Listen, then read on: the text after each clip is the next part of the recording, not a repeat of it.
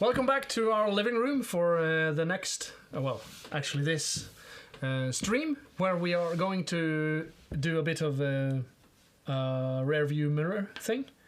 So we're going to look back on what we have been up to this summer while you guys have been not watching us, at least not on screen. And we will also talk a bit about combat riding and how that kind of training isn't just for combat riders or riding in combat, as it were. Just a quick caveat: we don't really kill each other or stuff like that. So it's mock combat, right? But the training is as faithful as we can make it. Mm-hmm. Wouldn't you say? Mm-hmm.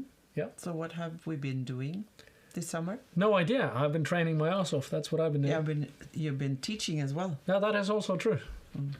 So the reason why that we haven't got the time to do streams during the summer is that we are having like 8 weeks of training and medieval tournaments and stuff. Yeah, and clinics at home, and it's just yeah. And also there's this funny thing that started. It's a few years ago now, but we started viewing the summer as something like this. As soon as Easter comes around, it's officially summer at Trollspelle. Mm-hmm. And then summer lasts until the potato holidays. That's the right way to say it, isn't it? The good thing is that we're outside all the time. Yeah, having fun. It lasts to about mid-October, and then autumn arrives, and we don't talk about that. Mm. So that's what we have been doing mostly. Yeah. So we're not going to talk about the summer clinics now, because in the summer clinics we're doing, we're saying the same things that we've been saying in these clinics all the time. Yeah. Absolutely. So you don't want to see that again. But we're going to talk about the tournaments, perhaps.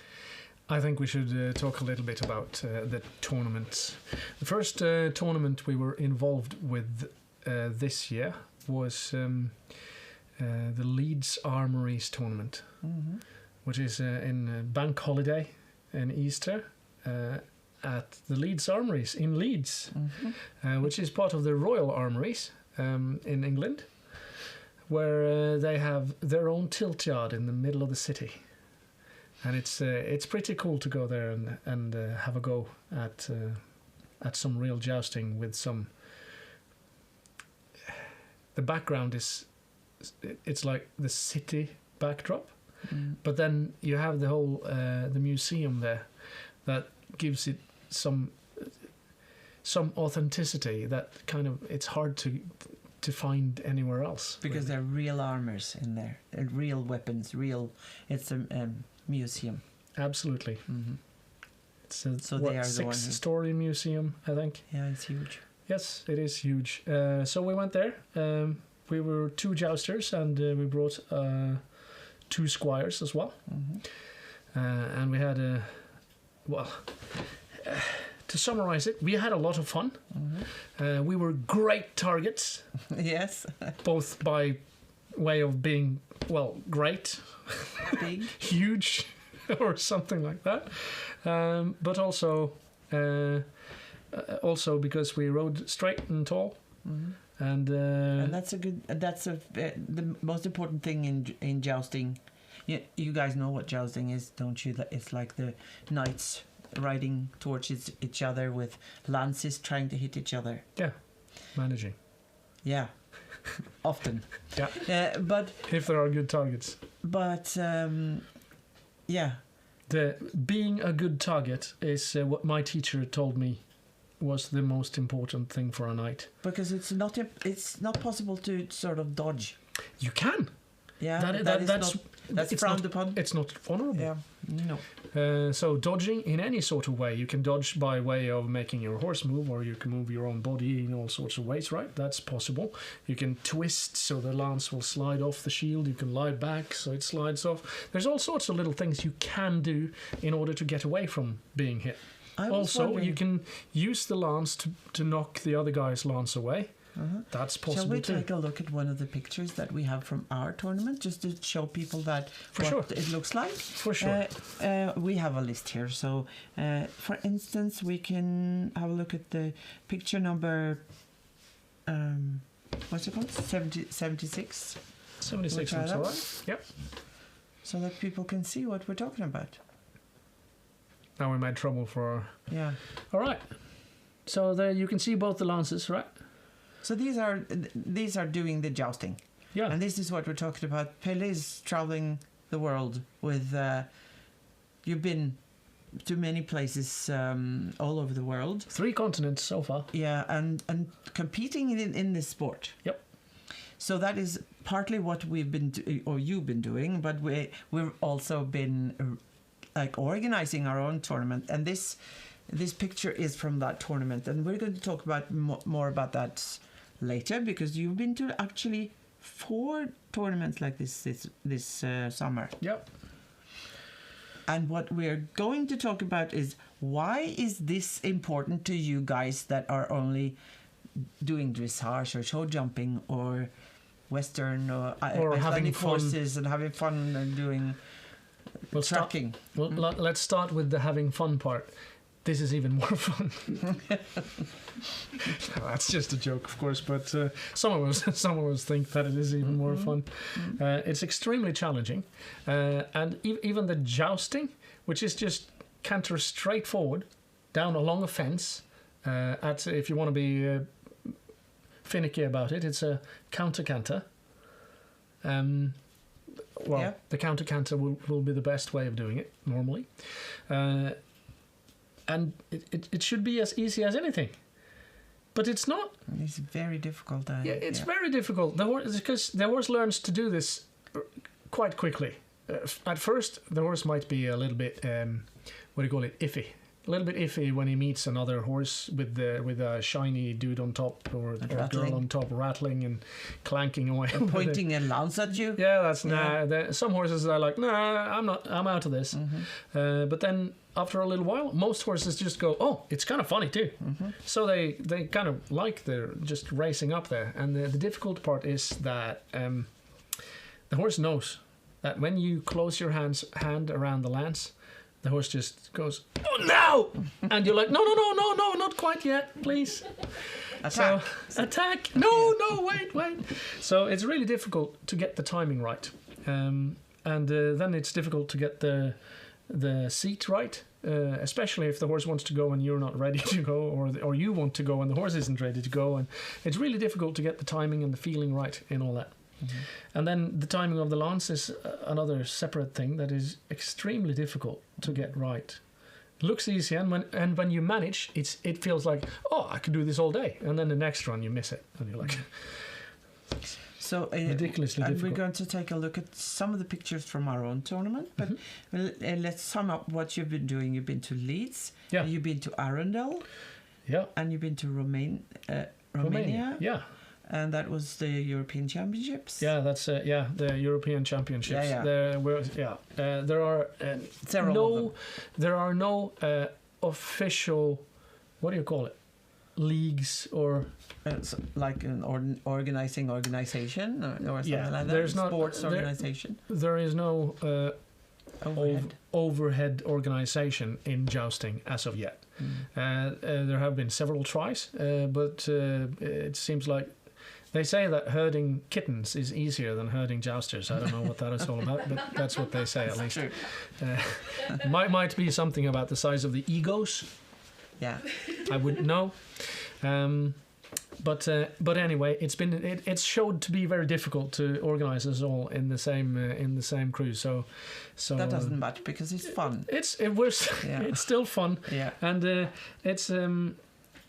is a group of people that commune on the highest level of jousting, and we have been involved with those people this year as well. Yeah.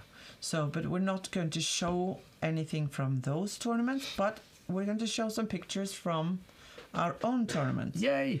And then to show your hobby or your sport that you're competing in, and to show how you're training for that sport and how this is relevant for people who are doing other kinds of equestrian activities. Yep. And also try to say to those people, this might be fun, so you can come and join us and do this if you think this is fun. So the Romania Joust was organized by a French group.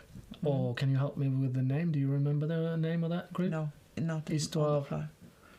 L'Équière de l'Histoire. Something like that. Yeah. Sorry for butchering French. It's Michael Sad's group. Yeah. They have organized this European Championship for many years, and that is with the historical lances. So it's just like a fur lance with a steel tip on it. It's rather abrupt, quite brutal actually. And we did some ground fighting too, and we were fighting in 40 degrees Celsius. It was pretty rough. I've never gotten that much liquid through me in 4 days in my life, I think, actually, as I managed down there. But that was great fun. And then we went to Arundel, and that was a great story because we brought 2 horses. Because Stacy, who's the chief down there at Arundel, well, he's not the chief at that castle, but at all. But he runs the tournament. He called me up and said, "I need you to bring a couple of horses." And I answered, "Well, I don't have a couple of jousting horses. I have 1." And he said, "But you need to bring 2." so I said, "Give me a minute." And then I hung up the phone and I talked to my wife, and she said, "You can borrow my dressage horse." And I'm like, I guess. And then we tried to train that dressage horse into being a jousting horse, and he competed at Arundel, and we got all the way to the finals. And the finals was the hardest thing I've ever done, I think. You've seen Dalton. Yep, that guy. He has all kinds of troubles, but he did it. He did it. It was amazing. And you did it as well. That was not easy. It was not the easiest ride I've done. Ida can attest to that. I was this close to crying in the finals. That's how difficult that was. But it was a great challenge, and we had loads and loads of fun with that. And then we came home from there, and then we sent half our crew over to Visby. Oh yeah, that's right. To Gotland. Gotland. And they did great over there. I believe they killed the whole Swedish peasantry on the island. That was sort of the idea there. It's a great reenactment of a couple of battles that happened over at Visby Island over a period of like a few weeks in 13 something. 1361, thank you. But that was a long travel too, and half the crew was gone for that. And then we started preparing for our own tournament. And we've been building like grandstands and fences, and so there's been lots of activities. And there is a reason why we've been away. Oh yeah. So how about we show off a bit of the grandstands first? Could you show us picture number 29, please? Good man. There we go. That's some of the audience, one of the days. As you can see just in the background of the picture, there's 2 stories to this. I haven't got a picture of the whole thing. The full gallery, no. But there is a VIP grandstand on top of that. Yep. So we're building our own tournament field with fences and grandstands and everything. And we're planning to build more each year. So we're going to have our own tournament arena. Yep. And organize a medieval tournament or joust tournaments. Yeah, absolutely. Each year. Yeah. Yeah. Absolutely. So next picture, number 30, please. So all sorts of stuff going on. Here's another of our guys, Espen, in his brigandine, and wearing his smile rather flashingly, I would say. So this is what we're trying to do: make people happy. And also look at all the nice equipment that people make or buy or whatever. This is of course not obligatory. Then when you're competing in a sport to wear. Like people think that we're wearing costumes, but these are sort of the clothes that people wear when they're doing this sport, just like the karate people wearing white suits. Yeah. I wouldn't call it a karate costume. No. I'd probably get knocked over by any karate guy around. So Espen is wearing it's a coat of plates. So that's sewn together inside that beautiful blue thingy. It's very nice. It's really cool. And I think he was happy. Looks happy to me. We had a very fun event. Yeah. Yeah, it was a fun event. Shall we see the next picture? Next picture. We have a lot to go through today. Another newcomer. This guy started riding last October. So he hadn't even ridden a year. And still he participated in our tournament. He didn't joust. But he won two of the competitions actually. Yeah, he did. Yeah, he was really good, but he has been training with weapons before. Yeah, and he had great fun. Absolutely. Let's just keep ploughing on. Yeah. 36. That's Stacy. And this is Dalton. You've seen him before. That's my horse. And we've seen all his troubles. Yep. And he was the marshal horse. Yep. So we brought a marshal in from overseas. Just over a bit of the sea anyway. He's the organizer of the Arundel tournament that Pelle was talking about. Yeah, he is. And he's really well rehearsed in... He knows his stuff. So he was helping us organizing our whipped us into shape on the last day when our whole crew had run out of, juice, energy, and we didn't really want to go. He was ready for that and just whooped us into shape. It was amazing. I loved it. Let's plow on. 40. Here's Espen again. Espen is the star of this photo cavalcade. Yeah. And you can see that he's trying to catch some rings. Isn't he actually managing right there? Yeah, I think I can't see that, but he's you see that maybe he's not. trying to do. He's catching the ring with a lance. Yep.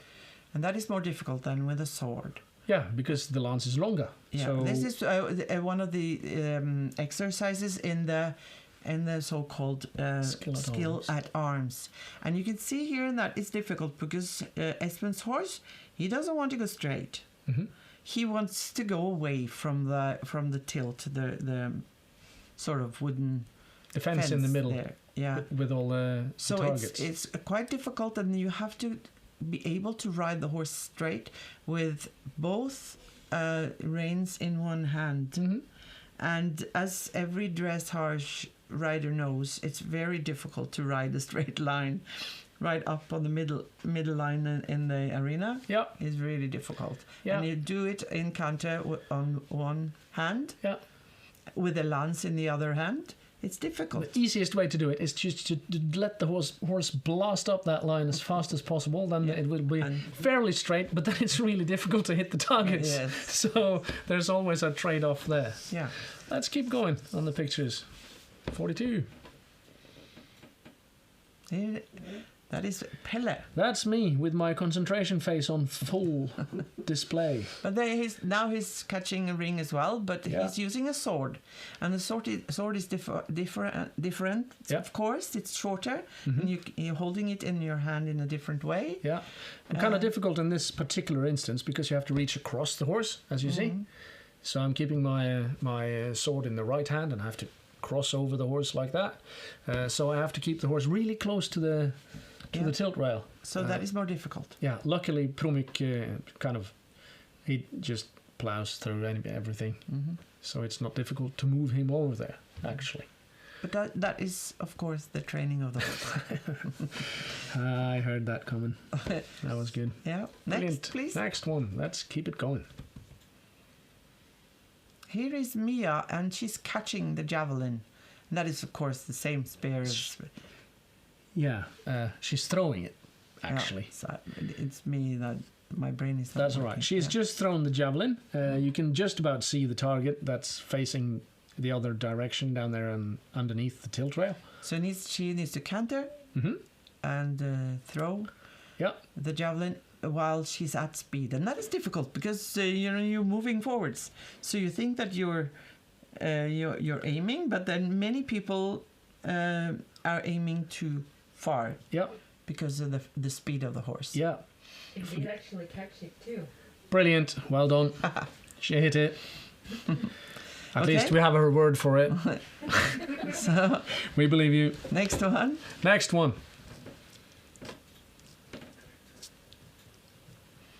And this is like killing cabbages. Yeah. Normally we would be killing Swedes. As you can see, the next cabbage is a Swede, I believe. Yeah. And we Norwegians, we have always enjoyed killing Swedes. So here listen. she's cutting it first in one direction, and the next one is supposed to be cut in in another direction with the sword. Yeah, all sorts of little ideas can be done about which way to cut the cabbage. Mm-hmm. I remember the judge was particularly savage here, and if you just cut the ear off the cabbage, that was not good enough. You had to really go at it with proper savagery to make it proper. So there are different rules in all tournaments. Sometimes it's if you can hear the sword hit the post, you won't get a point. And sometimes you have to chop it up, and if you cut half the post at the same time, that's just fine. So you need to. So you need to read the rules. Yeah. Something I never do. Yeah. So maybe move on from the not reading the rules part. Yeah, here's a jouster. view of one of the armors, and this is Emma, who is of course a woman. And the cool thing about riding is that, as all you riders know, that it's not a women's class and a gentleman's class. It's the same. Everyone is competing in the same class, but that is actually the same in jousting as well. Yeah. And that is cool because it's a sport that you would think that is all about being strong. Mm-hmm. But it's also about technique and hitting and stuff. Yeah, there's what can you say? There are many aspects of the joust, and one of the aspects is strength. Of course, it helps to be strong, but it doesn't help in the way that you would think normally. With the regular lances, the ones that we use in most competitions, the tip of the lance, like a meter long or something like that, is frangible.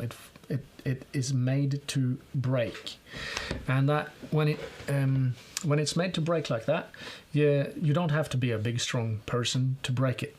However, having a very strong arm makes it so that when there's some little thing that's a bit off, it's easy to compensate for it with your strength. So strength does play into it.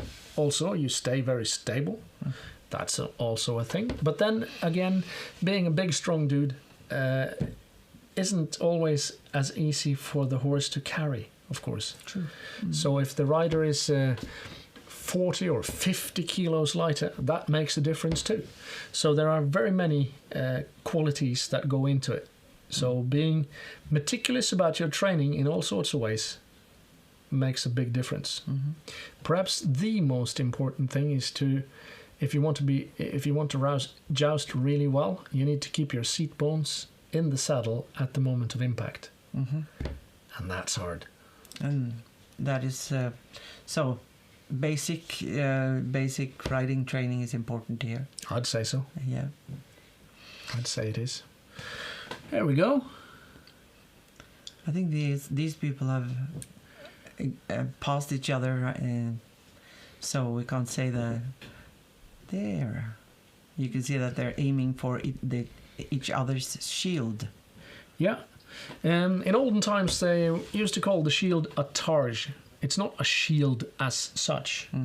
The point of the shield, like we use it in jousting, isn't to protect the rider. The armor is there to protect the rider. The shield or targe is there to be the target. So it's a point on the body that is meant to be the target that you break the lance on.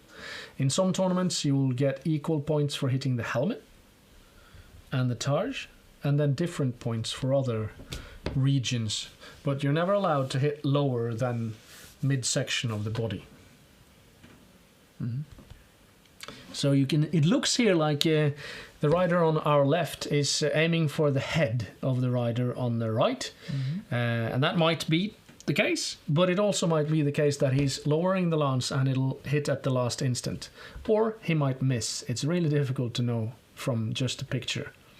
The other lance looks like it's going to go either past or straight into the shield. Still hard to see.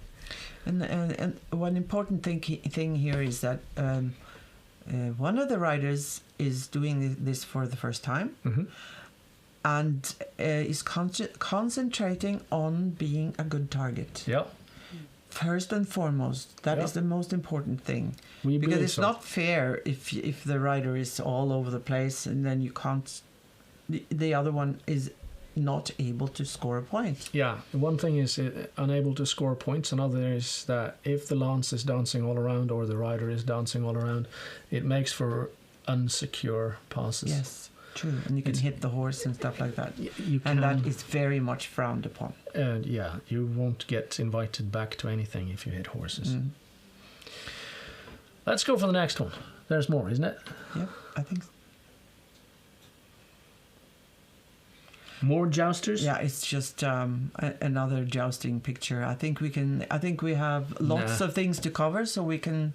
But you can see that it looks great, doesn't it? Yeah, and it's picture. fun to see that all the people are engaged and many people around in nice clothes and tents and everything. Also, you can see the outside leg of the rider is. Oh yeah, that's where it's supposed to be on both horses, actually. Yeah, and one thing that is important to say is that all the dressage rules and the dressage competitions, the jumping, the 3D events, all of that comes from the training of military horses. And dressage, we have sources of dressage, like the shoulder in, for instance, in medieval riding manuals. I believe from the 11th century or 12th century. Yeah, some of those. It's very, very old, and they've been doing this to train war horses. Yep. And now we haven't got any pictures from other. Like, for instance, the melees, where people we ride together in big groups and smashing each other with cudgels. And then you need to be able to maneuver. Yep. And that is something that is very relevant for the dressage training. And we're going to talk more about this later on when we're going to watch some videos. Yep. But we have one more picture about... One more picture first. And that is about how fun this is and how great everything was. And this is actually the cool thing that is Espen is standing in front there. He lent his 2 horses to these people, and both horses were not very practiced in jousting, but they were doing so well. They did great, both and of them. Arne to the right, he was riding Jerker, and he's like, how old is he? 24? 24 years old, and it was his first joust. Yeah, he did great. And he won. They won the jousting. Amazing. That's amazing. And it was, and you can see how fun people are having together in doing this stuff. Yeah, the connection is great when you struggle so much because it's really a struggle to get there. And So the connection becomes really great when you have struggled together so hard to get to something. Right, so that's enough about our tournament.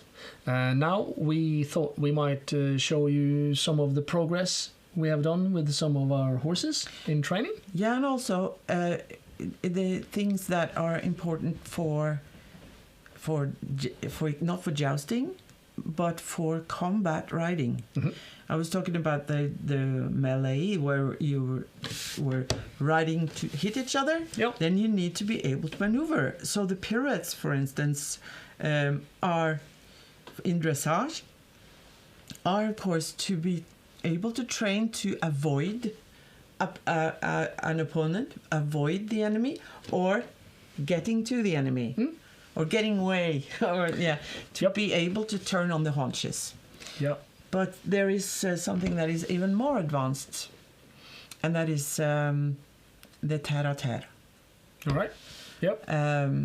Like to make the horse sit on the haunches and just almost canter on the spot.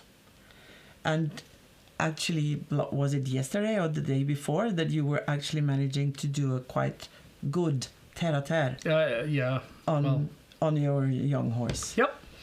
And that is Mandarb that we have shown many times before here. Yep. We got him a year ago. And then it's possible for us to show you how we are doing the progress, because you can't just train a horse and we can show you, see, this is how you do it, and ta-ta, now he's perfect. That is not how it's done. It takes time. So you take a little step each day. Yep. So shall we see the video number 7? That is. Let's go for the terre-à-terre immediately, shall we? So you see what we're aiming for. You can see here that he's trying to lift his front up and his withers, the front of his saddle, and the horse is really struggling to do it, but he manages, and then he becomes really powerful. Yeah. And you can see, You can see that the rein is almost slack all the time. You can see that he sits down really low and he tries to lift himself up. Sometimes he pushes off a little bit with his front legs and his rhythm isn't perfect. But for a few strides there, it's he's the first really time good. he really manages. I'm not saying it's not good. I'm just saying we could have, or it will get better as he gets stronger and more trained to do this. So these couple of strides are really good in my opinion. For this horse, they are amazing. He did an excellent job, and he's a really short, strong type. Mm-hmm. So he gets this stuff fairly easy compared to a lot of the other like extension stuff. Yeah, he was like, "Nah, can I do that?" Yeah, and then you said, "Yeah, you're a good boy." "Oh yeah, I can do it more." Yeah. He was like that. So he really enjoyed that sort of thing, and he gained a lot of confidence from it, I believe. Yeah. So his strength is not the problem. Nah. It was he's been stiff. Yeah. And especially we've seen from the first. If you go back to one of the streams from last summer, not this summer, but last summer. Mm-hmm. We had one stream with Mandarb, the horse, like a couple of weeks after we got him, and he was then very much on the forehand. Yeah, very much. We have some videos from. I think if we can have a look at video number 6. Yeah. That is from last winter, this spring. Yeah, early this spring or something like that. Mm-hmm. Yeah, if we can show number 6. Yep. Let's see. You can see that he's diagonal, quite, but he's a little behind the vertical. Yep. Very difficult for him. It's slippery and hard and all sorts of things. Yeah. So, but I'm trying to do the same thing. Let him a little bit forward. Yeah. And can we see the video number 5? But this is the ordinary, the day-to-day work that we're doing. And here, this is interesting, because this was what allowed him to progress the most. When I managed to let him stretch all the way down, it took forever to manage that properly with him. He was not able to open his withers. No, so he could kind of stretch a little bit in front of the withers, but he wasn't able to bring his back into it, the part that you're sort of sitting on. So this work was when he actually puts his nose on the ground, I can feel how his back sort of just pops and opens in the middle. Yeah. So this work allowed him to try and do the stuff that we saw in the tara-tara, which is kind of counterintuitive. But if you see the movement right in front of the saddle here, and also under the saddle, you see this movement, and also the head starts to do this movement. The nose goes forward, and in the joints, the first joints in the neck is starting to do this, like relaxing. That is so important. Yep. Because then he lets go of his underneck that is blocking his back. Yeah. So I try to incorporate this into, if I don't manage to do this in every training, I try to train him one extra time that day, so that we use this as sort of recovery training. And then when we have fun with the tara-tara and all that, that is quite taxing for the musculature, and we try to avoid him being stiff in the muscles. So we try to get rid of all the bad stuff by doing a bit of this before and or after we've done the other training. Yeah. Was there more fun to be had here today? We have several videos of how you got to the tara-tara. So let's watch those. Sure. And then we'll see the result again. All right, cool. So can we just start with we're starting with the video number 1, I think. Now you can see that Mandarb is really trying to lift his withers up in a shorter outline. Yeah. And Mandarb obviously understands what he's supposed to do, but he's struggling. And then it's so important that he is allowed to struggle. And Pelle just said, continue, and try to do it again. Yeah. And also, so you can see here a couple of times that he lifts in the middle, but he gets really too deep and round in front. Yes, but then you're just letting him do that, because he needs to be able to struggle. And then you can see also how maneuverable the horses become if he does that in the tara-tara that we showed in the beginning. Yep. If he does that period in there, he's really. You can turn him on the spot. Yeah. One of the main ideas with turning around quickly with a horse comes from two horses or two fighters meeting each other. They need to meet forwards in order to present their weapons. So presenting the weapon means trying to stab the other guy, right? So with a spear or with a sword or a lance, what have you, you try to reach as far forward as you can in order to reach the other guy. And then as you pass each other, the point is to be the first to have turned around again. Yeah. Or else, if the other one is faster, he can just stab you in the back. Maybe.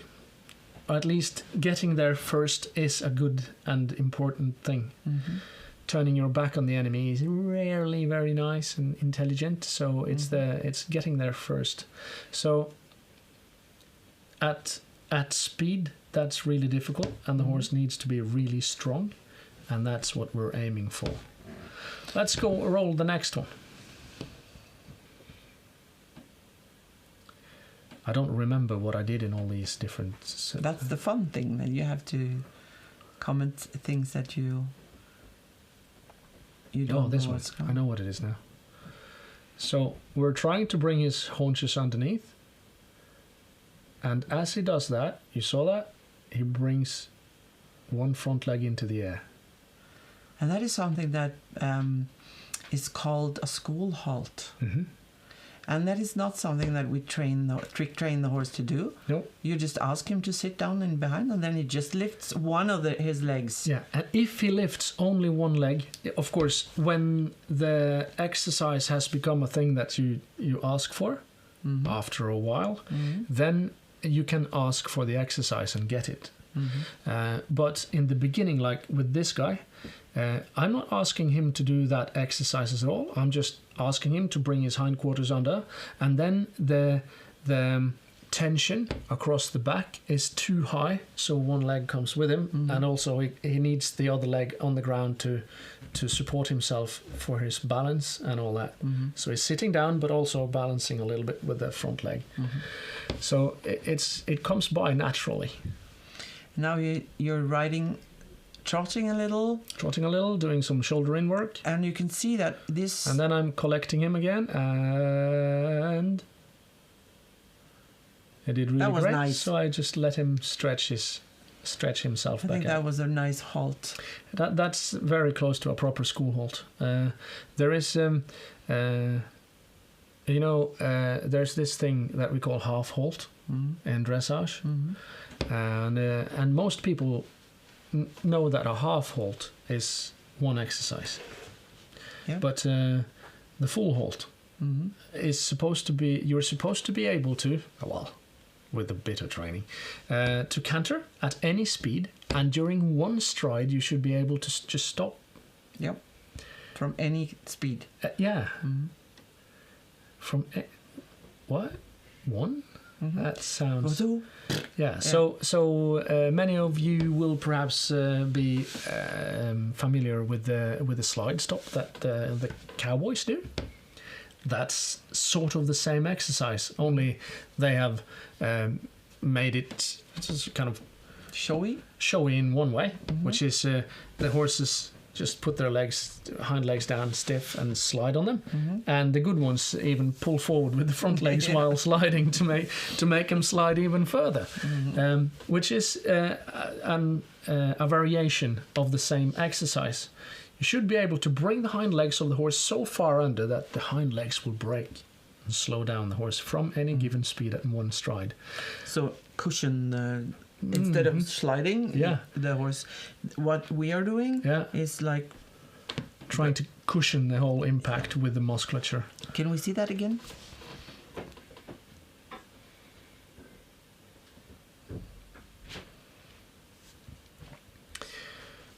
So now you have to comment because you now know what's going to happen. Yeah, so I pick up the reins and then I apply some energy, and then I try to sit just back a little bit. I try to be soft in the hand all the time. You can even see that I have my thumbs open. And then you give on the rein when he's a good boy. Yeah, I give on the rein as often as I can. Mm-hmm. That is, the release is the most important thing. Yeah. And then we trot on. Just And- try to balance in our muddy arena. You guys know our arena by now. I know you're using your seat and your aids all the time to help him to become better. But you can see that Yeah. he's more balanced than the one from spring. Yeah, he's bringing his hind legs much better under, but you can see that the hind legs don't move the same way. Now they move fairly similarly, but most of the time one moves quickly, one moves slowly. Mm-hmm. So he's crooked. So he's crooked. Oh. Of course he is, and the horse will almost always be crooked. I read that in the Spanish riding school in Vienna, which is kind of the high castle of classical dressage riding, they say that sometimes it happens. There we brought the hind end really well under. Sometimes it happens that we can make a horse change sides, so it crooked one way and then make him crooked the other way. Most of us will have had that sensation that, oh, my horse used to be better this way and now it's better that way. Many of us have felt that But most of us will have to just look that square in the eye and understand that it's not the same. So the thing is, if you need this level of strength and this level of flexibility, just to make it a little bit easier, and you have this level of flexibility, then you will always struggle with exercises that require more flexibility. If it's the other way around, that you have enough flexibility but not enough strength, then you will struggle with exercises that require strength. And added to that, you will have the straightness issue, which is that one side is flexible and one side is strong. Mm-hmm. So you'll have the horse be better at the strong thing and worse at the flexible, or the other way around. And then there's even more. So what if you are good at the flexible stuff with the horses, but then you're not good at the power stuff with the horse? Then you have so many variables that it's almost impossible to keep your tongue in the straight line. Yeah, so that's why it's difficult to ride. That's why it's difficult to ride. So let's have some more fun with the next video, eh? Mm-hmm. No idea what I'm doing here. Collecting the horse again. Oh, sometimes he manages to lift the small of his back. Sometimes one leg comes underneath, sometimes the other, sometimes both. Oh, there we go. He tried to really lift the withers. That happens often the first times when they're lifting for the first time, and then they suddenly do that. Timmy actually did that with Ida today. Yeah. And then after that, the horse is able to move of the back in a different way. And I think that you said right here that, now the back can just... I can't remember relaxed when that was, but yeah, you can see the rhythm became better then, and then he lost it a little bit again because I asked for something more. I suppose that's what I do. Oh, you were great. Do more. One of my shortcomings. I know it though. Then we get some canter. And then in the canter, it's easy to say that he's often tensing up around the withers. Yep. He's lowering the withers, but then you have to try. You have to do the transitions. Yep. And just continue doing the exercises. We're gonna see this thing once more. He popped his back here at some point. Can't remember when it was now. I think maybe. Yeah. So you see, he brought his hind legs under, then he pushed off and lifted the mid part of his back, but it came a bit more than he had anticipated. Like holy, what's that? Yeah, which is fun. Then he does more of that and still tries to get the energy from the hindquarters to go up through the back instead of just dropping the back down. And then I want him to be a little bit more relaxed, so I want him to go forward at the trot instead of just always collecting more. Always time collect. And then what I wanted to show was just after the canter, or as I'm cantering towards the short side. There we go. So very short canter, and we come towards the short side and we shorten him up by putting legs on. So legs on to do, you see, a halt. I bent my knees and put my legs on, and he brought his hind legs under. So he responds forward. That's very good, I think. Yep. Next one, number 4. Yep. That should be the last one, and then we finish with the... So in this one, I'm just playing around with trying to turn and collect at the same time. So we're just sort of having fun with it. I am, at least. I hope he is too. And sometimes it's way too much forward, and then we trot a bit, and then we're at the wrong canter lead, and that's what gate is that even? But that's all fine. It's so important to let the horse... He needs to be able to figure it out. Yes. It took me forever to understand that. I still don't really. Because you really wanted to control every move the horse does. Yeah. I understand it as an intellectual exercise, I like to say. So, and sometimes he really carries well on the haunches. And he needs to experiment and see, yeah, I understand that these hind legs need to be under, but how am I going to do it? Yeah. And he needs to try. Yeah. You can't explain to a person how to walk on a slack line. No. You need to practice. And then he got off into a fairly good left canter. The left canter lead he thinks is really difficult. Yeah, he's struggling a lot with that. Yeah. So this is very good to be. For him, it's great. Yeah. For him, it's great. Then we turn the other way. No, this is the beginning again? Yeah, I think so. All right, cool. So let's go back to the first movie we watched, the number 7. And this is it's the same time, it's the same session. It was just all the last. All of them, I think, yeah. Yeah, all of these are not from the spring, but this is from the same session. Yeah. And now Mandarb has figured it out. Oh yeah, I understand what you mean. So hind legs under and back up, is that the thing? And now I feel really strong and powerful. And can we do it again? He's like he enjoyed that. That was obvious. Yeah. It felt great afterwards too. Right. So that's some of the stuff that we do with play, but of course the horse needs to be fairly advanced already, and he is advanced at some things. But what is relevant for dressage riding with this? Because this is the terre-à-terre is not a canter. It's like in the canter the horse is doing right or left lead. Yeah. In the terre-à-terre, the legs are supposed to be the same. I think one of the definitions of the terre-à-terre is that the terre-à-terre is a 2-beat canter, where the front legs are parallel and the hind legs are parallel to each other. So many people that are riding or doing the dressage are saying that, but this is not relevant to us because it's you're not supposed to have a 2-beat canter. But it is relevant because it's teaching the horse to sit on its haunches, and that is what you need for doing a pirouette. Yep. And going from the terre-à-terre to the pirouette is easy. Yeah, a very interesting thing about the whole terre-à-terre thing is that you can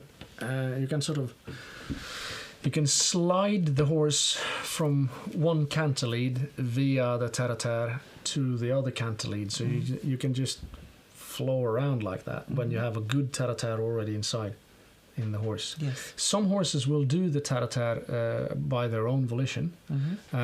Most horses won't. But the terre-à-terre can nevertheless be taught. If you manage to straighten the horse 100% and straighten yourself too, and collect enough, quite a lot of horses will try and do something that looks a bit like the terre-à-terre. And what I just did is one of those things that looks a bit like the terre-à-terre. I would say that the terre-à-terre we were watching now, it is so collected that it's close to what they call a mésère, which is one of the higher schools. So in old time dressage, these exercises come on top of the canter pirouette or the piaffe, or so it's about the same level as a piaffe. For me, the difference between riding a good terre-à-terre and riding a good piaffe is that for the piaffe you need the horse to be more relaxed through the back, so that you can move that energy diagonally from one hind and into the front on the same side. While in the terre-à-terre, it's like doing a really heavy squat. You have to just lock in your whole body and then go for it. So when you can go fluidly from one of these, like the piaffe, into the terre-à-terre, then you can make the horse relaxed or powerful, or go like just fluidly adjust between maximum power and maximum relaxation at the same time.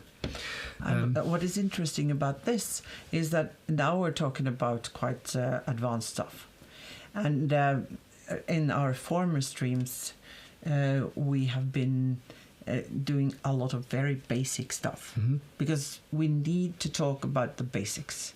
And I know that many of you are interested in how are you doing the piaffe?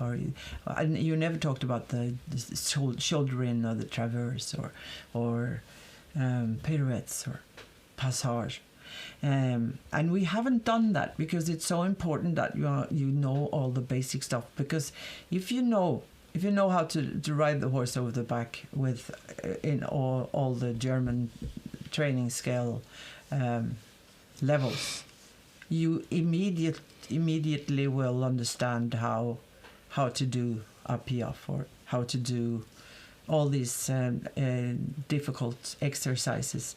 But if you don't know the basics, it's difficult to do all the advanced stuff in the wrong way, just like a trick.